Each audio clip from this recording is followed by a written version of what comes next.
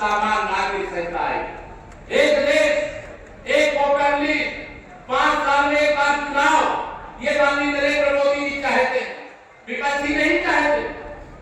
उनको घबराहट होती है कि अगर एक साथ चुनाव हो जाएगा, अगर उनका सूखा साफ हो गया, 5 साल के लिए किसी राज्य में उनको सफलता मिल जाती है, उनके एटीएम जहां से अवैध वसूली करते हैं वो बंद हो जाएगी। लेकिन इस देश बताइए आप सब लोग, इस देश में एक साथ लोकसभा विधानसभा के चुनाव हो, या चाहते हो? दोनों हाथ कर दो, चाहते हो? तो अगर सब लोग चाहते हो तो 400 पार चाहिए। पाकिस्तान के कब्जे वाला जो कश्मीर है वो भारत का हिस्सा है, अखंड हिस्सा है, वो चाहिए कि नहीं चाहिए? दोनों हाथ कर दो, चाहिए कि नहीं चाहिए? अगर पाकिस्तान के कब्जे वाले कश्मीर में भी तिरंगा फहराना है तो 400 पार चाहिए।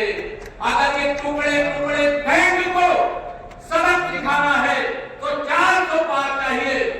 लग जिहाद करके, लैंड जिहाद करके, अबोध जिहाद की बात करने वालों को करारा तमाचा लगाना है तो 400 पार चाहिए। गरीबों को 5 साल तक जो राशन फ्री में मिल रहा है आगे भी मिलता रहे, इसके लिए 400 पार चाहिए। गरीबों की दवाई की व्यवस्था प्रधानमंत्री आयुष्मान कार्ड से हुई है। अब 70 साल से ऊपर के सभी बुजुर्गों को यह चिकित्सा सुविधा अगर चाहिए तो 400 पार मोदी सरकार चाहिए। आप सब लोगों को बहुत सारे विषय हैं, यहाँ पर बहुत सारे मेरे किसान होंगे जिन्हें सम्मान निधि मिलती होगी, मिलती है किसी को? हाथ में तो मिलती है। ये अगर सम्मान निधि आप चाहते हो जारी रहे तो 400 पार के साथ मोदी सरकार चाहिए। अगर आप चाहते हो यह देश भ्रष्टाचार मुक्त हो तो मोदी सरकार को 400 पार के साथ बनाने का काम करिए। अगर आप चाहते हो कि जिस तरीके से 10 साल में मोदी जी ने 52 करोड़ बैंक खाते खोल करके 34 लाख करोड़ रुपया दिल्ली से भेजा, मेरे भाई बहनों, पहले 1 रुपए में से 15 पैसा लोगों के पास पहुंचता था, लेकिन मोदी जी ने 34 लाख करोड़ भेजा और पूरा 34 लाख करोड़ लोगों के खाते में पहुंचा। अगर ये सपा बसपा कांग्रेस वालों की सरकार होती तो लोगों को 5 लाख करोड़ मिलता, 29 लाख करोड़ का ये घोटाला कर चुके होते। लेकिन आप सबके आशीर्वाद से इस देश में कमल का फूल खिला है, यहाँ का विकास हुआ है, यहाँ सुशासन आया है, यहाँ गरीबों की भलाई के लिए अनेक काम हुए हैं। आप सब लोगों को आज यहाँ पर मैं नामांकन सभा के माध्यम से, करण भूषण जी आ गए, आप सब अपना आशीर्वाद दोनों हाथ उठा करके दीजिए। और इसलिए मैं आप सब लोगों को आज यहाँ पर आह्वान करूंगा, ये कांग्रेस पार्टी जो गरीबों की भी विरोधी है, या दलितों, पिछड़ों, आदिवासियों की भी विरोधी है, यह पार्टी केवल मुस्लिम तुष्टीकरण की घटिया और घिनौनी राजनीति करना चाहती है। अभी कर्नाटक के अंदर कांग्रेस की सरकार है, ओबीसी का आरक्षण छीन करके मुसलमानों को दे दिया। कांग्रेसियों, सपाइयों, मैं तुमसे पूछना चाहता हूँ, यह अधिकार जब संविधान ने तुम्हें नहीं दिया तो तुमने कैसे ओबीसी का आरक्षण छीन करके मुसलमानों को दिया? और श्री अखिलेश यादव जी, आप पीडीए की बात करते हो, कहां आपका पिछड़ा दलित संख्या चला गया? आपका पीडीए झूठ है, आपका पीडीए परिवार डेवलपमेंट अथॉरिटी है। आपने श्री राहुल गांधी से ये पूछने का साहस नहीं दिखाया कि पिछड़ों का आरक्षण छीन करके मुसलमानों को क्यों दिया गया। आपने कहीं ये नहीं पूछा कि आंध्र प्रदेश के अंदर 5% आरक्षण क्यों दिया गया। इसलिए आप सब लोगों को मैं यहाँ पर कहना चाहता हूँ, मेरे भाई बहनों, 2024 के लोकसभा चुनाव को ऐतिहासिक बनाने के लिए, कमल का फूल खिलाने के लिए, विकास की गारंटी सुनिश्चित करने के लिए, नौजवानों के उज्जवल भविष्य के लिए, महिलाओं के सशक्तिकरण के लिए, सबका साथ सबका विकास करने के लिए, उसका साथ गुंडों का, अपराधियों का विकास रोकने के लिए, कमल का फूल खिलाने के लिए मैं आप सब लोगों से अपील करता हूँ। आप सब से तो मैं निवेदन कर रहा 20 मई को चुनाव है। आज तारीख कौन सी हो गई? 3 तारीख हो गई। यानी आज से अगर 20 तक जोड़े तो कुल 18 दिन है। आज को भी मिला करके 18 दिन में महाभारत का परिणाम आ जाता है। इस महाभारत के संग्राम में आप सभी कार्यकर्ता जो आए उनको भी कहना चाहता हूँ, जो समर्थक आए हैं उनको भी कहना चाहता हूँ, इस बार मोदी जी ने कहा है अगर मैंने 370 हटाया है तो आप सब कार्यकर्ताओं को मेरा प्रणाम कह करके, जय श्री राम कह करके कह दीजिएगा कि हर बूथ पर जितना वोट पिछली बार मिला है उसमें 370 वोट और बढ़ा दे, जिसे 370 हटाने का परिणाम सामने आ जाए। जो लोग अपने अपने बूथ पर 370 बढ़ा सकते जरा हाथ उठा बताओ मुझे। सब लोग बढ़ा सकते हो तो मेरा आना सार्थक हो जाएगा। अगर 370 हर बूथ पे आपने वोट बढ़ा दिया तो चाहे सपा वाला हो, चाहे कांग्रेस बसपा वाला हो, चाहे कांग्रेस वाला हो, उनकी जमानत कोई बचा नहीं सकता है। आप में से कई लोग राम जन्मभूमि पर भव्य मंदिर की लड़ाई लड़े हैं। यही सपा बसपा कांग्रेस के लोग किस प्रकार से हमारा आपका उपहास करते थे कि रामलला हम आएंगे, मंदिर भव्य बनाएंगे, लेकिन तारीख नहीं बताएंगे। लेकिन जब तारीख बताई गई 22 जनवरी 2024, जब देश के प्रधानमंत्री एक राम भक्त के रूप में अयोध्या आए, उसका निमंत्रण श्री राम जन्मभूमि तीर्थ क्षेत्र ट्रस्ट की ओर से भगवान श्री राम को काल्पनिक बताने वाली कांग्रेस को भी दिया गया, राम भक्तों पर गोली चलाने वाली समाजवादी पार्टी को भी दिया गया। लेकिन ना श्री राहुल गांधी आए और ना श्री अखिलेश यादव जी आए। लेकिन श्री अखिलेश यादव जी, मैं पूछना चाहता हूँ, आपको मुख्तार अंसारी की कब्र पर फतिहा पढ़ने का मौका मिल गया, लेकिन रामलला के प्राण प्रतिष्ठा में आने का आपको मौका। बहनों और मेरे पत्रकार मित्रों, 2024 की लोकसभा चुनाव में वरुण भूषण जी के समर्थन में इस नामांकन सभा में मैं पूरे जिम्मेदारी से कह सकता हूं कि 2014 में तो मोदी जी की लहर थी, 2019 में मोदी जी की आंधी थी, लेकिन 2024 में मोदी जी के नाम की सुनामी है। इसलिए कैसरगंज लोकसभा से उत्तर प्रदेश की जो रिकॉर्ड वोटों से जीतने वाली सीटें होंगी, उसमें कर्ण भूषण जी को भी रिकॉर्ड वोटों से विजयी बना करके यहाँ की जनता सपा बसपा कांग्रेस का यूपी में खाता खुलने वाला नहीं है। उनको ये मालूम है कि अब सपा समाजवादी पार्टी, बसपा बिल्कुल समाजवादी पार्टी और कांग्रेस मुक्त भारत होने जा रहा है। आज मैंने देखा सुबह जब आ रहा था, बहुत सारे पत्रकार मित्र बताने लगे कि श्री राहुल गांधी जी अमेठी से प्रत्याशी घोषित हो गए, उन्हें रायबरेली से घोषित हो गए।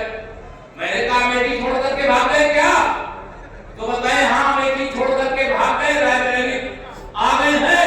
हमने कहा 2024 को रायबरेली भी छोड़ करके भाग जाएंगे और कमल का फूल इस बार अमेठी में भी खिलेगा और रायबरेली में भी खिलेगा। मेरे भाई बहनों, 2024 के लोकसभा चुनाव में एक तरफ भ्रष्टाचार के दलदल में डूबा हुआ विपक्षी गठबंधन है, दूसरी तरफ माननीय नरेंद्र मोदी जी के नेतृत्व में भारतीय जनता पार्टी का गठबंधन है।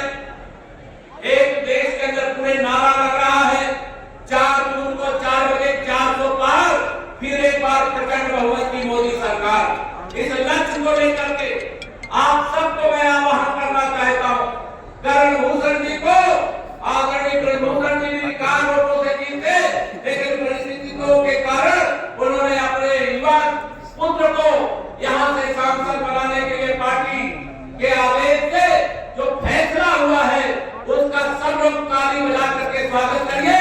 और कर्ण भूषण जी, क्योंकि उनकी आयु अभी कम भी है, इसलिए आप सब उनको अपना आशीर्वाद दीजिए।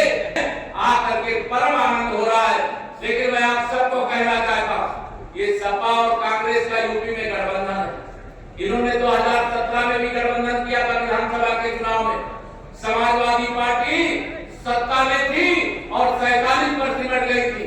कांग्रेस पार्टी के मुक्ति का अभियान शुरू हो गया था। 2024 में ये फिर गठबंधन करके आए हैं और पूरे देश के अंदर एक दुष्प्रचार कर रहे हैं कि अगर माननीय नरेंद्र मोदी जी 400 सांसदों के साथ देश के प्रधानमंत्री बन जाएंगे तो संविधान खतरे में पड़ जाएगा, लोकतंत्र खतरे में पड़ जाएगा। अरे आईसीयू में पड़े हो सपा बसपा कांग्रेस के लोग, लोकतंत्र के पुजारी पर आरोप लगाते हो, जो पहली बार सांसद चुने जाने के बाद लोकतंत्र के मंदिर यानी संसद भवन में प्रवेश करने से पहले वहां पर माथा टेका था। याद है कि नहीं? आप सब लोग को याद है। उनको कहते हो लोकतंत्र के कारण खतरे में पड़ जाएगा। उन्होंने कहा आज से मेरा एक ही प्रधानमंत्री के रूप में धर्म ग्रंथ है जो बाबा साहब भीमराव अम्बेडकर जी का लिखा हुआ संविधान है, वही मेरा धर्म ग्रंथ है। उसमें एक एक लाइन जो लिखी है वही मेरे लिए श्री रामचरितमानस की तरह चौपाई है, गीता की तरह उपदेश है और देश की सेवा करने का संकल्प। मैं आप सब लोगों से यहाँ ये कहना चाहता हूँ, न लोकतंत्र खतरे में है न संविधान खतरे में है। खतरे में है तो सपा बसपा कांग्रेस जैसे भाजपा और मोदी विरोधी दलों का राजनीतिक अस्तित्व खतरे में है। आप सबको यहाँ भी ध्यान में रहना चाहिए। कल मैं देख रहा था एक पाकिस्तान की संसद के अंदर खड़ा होकर के राहुल गांधी चालीसा पढ़ रहे थे। अरे भैया, पाकिस्तान वालों को राहुल गांधी चालीसा पढ़ने की क्या जरूरत है? इसलिए पढ़ रहे हैं तो कांग्रेस छूट करती है। कांग्रेस और मुस्लिम लीग में कोई अंतर नहीं है।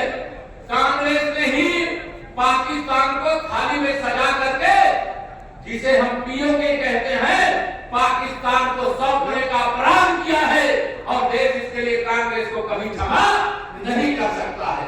कांग्रेस ने ही जम्मू कश्मीर में अनुच्छेद 370 लगाने का बात किया। हमारे हजारों सैनिक और नागरिक वहां बलिदान हो गए, बर्बाद हो गए। लेकिन आज आपने माननीय नरेंद्र मोदी जी के नेतृत्व में जब बहुमत दिया तो उस बहुमत के बाद 370 हट गई। बताइए, हट गई कि हट गई? दोनों हाथ में बताइए, हट गई कि हट गई? 370 हट गई और 370 हटने के बाद आतंकवाद का अंत भी हो गया। ये मोदी की गारंटी का परिणाम है। अभी यहाँ हमारे इंडिया के पूज्य संत चरण सब यहाँ पर विराजमान है।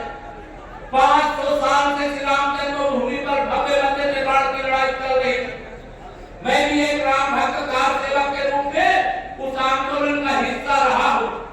लेकिन अगर माननीय नरेंद्र मोदी जी देश के प्रधानमंत्री नहीं बनते तो क्या रामलला का भव्य मंदिर आज हम सब अपनी आंखों से देख पाते? क्या दोनों हाथ करके देख पाते? क्या आप सबने माननीय मोदी जी को अपना आशीर्वाद दिया, उनको देश का प्रधानमंत्री बनाया और देश का प्रधानमंत्री बनाया, उन्होंने 370 भी हटाया, रामलला का भव्य मंदिर भी बनाने का काम किया।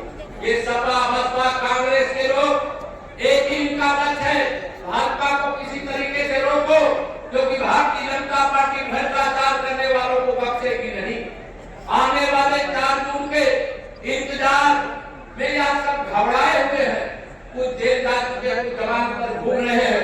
लेकिन आप सब विश्वास रखना, माननीय नरेंद्र मोदी जी ने जो देशवासियों से वादा किया है, क्या वादा किया है कि अगर हमारी सरकार आप सबके आशीर्वाद से देश में बनेगी तो इस देश के अंदर सबके लिए एक कानून होना चाहिए कि नहीं होना चाहिए? बताइए, होना चाहिए कि नहीं होना चाहिए? और भारतीय जनता पार्टी के 3 प्रमुख मुद्दे थे। पहला 370 हटाएंगे, रामलला का भव्य मंदिर बनाएंगे और सामान्य नागरिक संहिता लाएंगे। मोदी जी की गारंटी है, तीसरी बार मोदी सरकार का मतलब सामान्य नागरिक संहिता।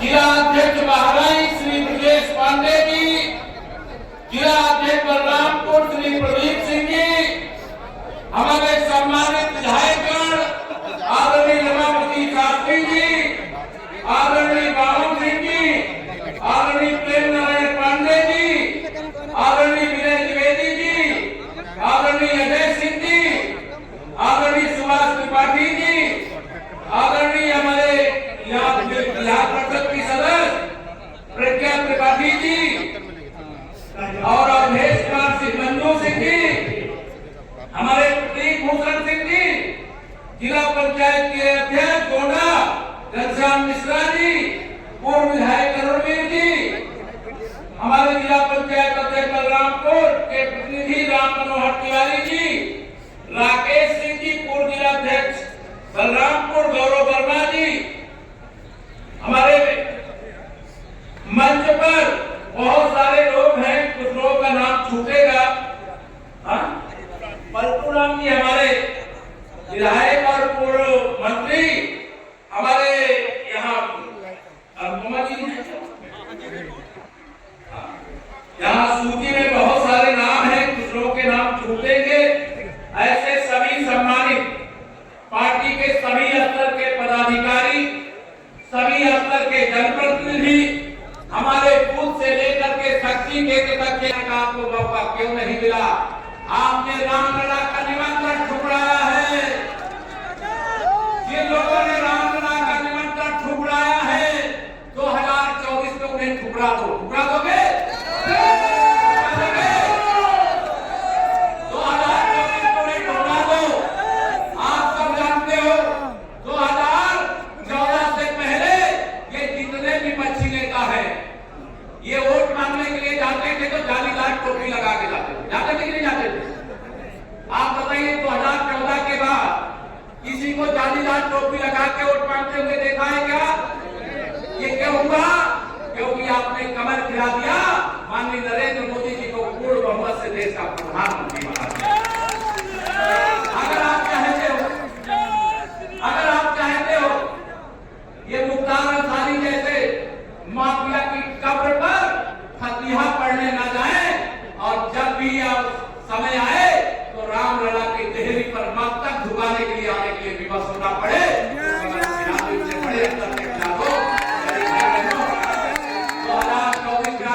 2024 आप विश्वास रखना, ये सपा बसपा कांग्रेस नाम की बीमारी ही इस देश से खत्म हो जाएगी। ये बड़ी बीमारी है, इस देश का बहुत नुकसान किया है। इस देश को भ्रष्टाचार के दलदल में डुबोने वाले लोग हैं ये। इस देश के गरीबों का शोषण करने वाले लोग हैं ये ना गरीब का भला चाहते हैं, ना पिछड़ों का भला चाहते हैं, ना दलितों का भला चाहते हैं। भारतीय जनता पार्टी ने सबका साथ सबका विकास किया, और इन लोगों की राजनीति कुछ का साथ कुछ का विकास किया। मेरे मोदी जी ने कभी नहीं कहा कि हिंदू का साथ हिंदू का विकास। बताइए गरीब कल्याण की जितनी योजनाएं आ रही है सबको मिल रही नहीं मिल रही? दोनों हाथ में मिल रही नहीं मिल रही? सबका साथ सबका विकास मोदी जी ने किया। राशन सबको मिल रहा है, दवाई सबको मिल रही है, पढ़ाई सबको मिल रही है, बिजली सबको मिल रही है, गैस का कनेक्शन सबको मिल रहा है, प्रधानमंत्री आवास सबको मिल रहा है। तो आप बताओ सबका साथ सबका विकास हो रहा है। तो आज मैं गोंडा यहाँ कैसरगंज लोकसभा के प्रत्याशी अपने करण भूषण सिंह जी के समर्थन में 2024 के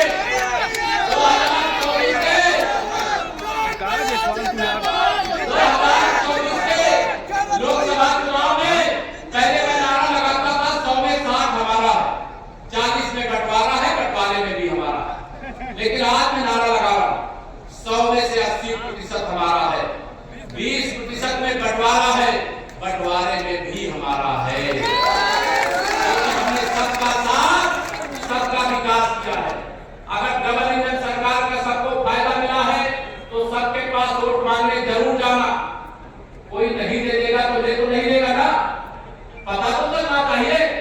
भाजपा का कमल सुशासन और विकास और गरीब कल्याण की गारंटी, महिला सशक्तिकरण की गारंटी, युवाओं के उज्जवल भविष्य की गारंटी है, 5वीं अर्थव्यवस्था है, 3री अर्थव्यवस्था बनने की गारंटी है। अनेक ऐसे मुद्दे हैं जिनकी मैं चर्चा नहीं करूंगा। नामांकन करने के लिए भी जाना है। मैंने पहले बोलने के लिए इसलिए अनुमति लिया क्योंकि मुझे एक नामांकन अभी प्रतापगढ़ में भी कराने के लिए जाना है। आप सबसे यही निवेदन करूंगा कि माननीय मोदी जी के हाथों को मजबूत बनाने के लिए मैं आप सबको 2 लाइन बोल रहा हूं। एक तो यह बोला करता हूं कि विश्वास करो तुम मोदी पर, यह 9 युग का निर्माण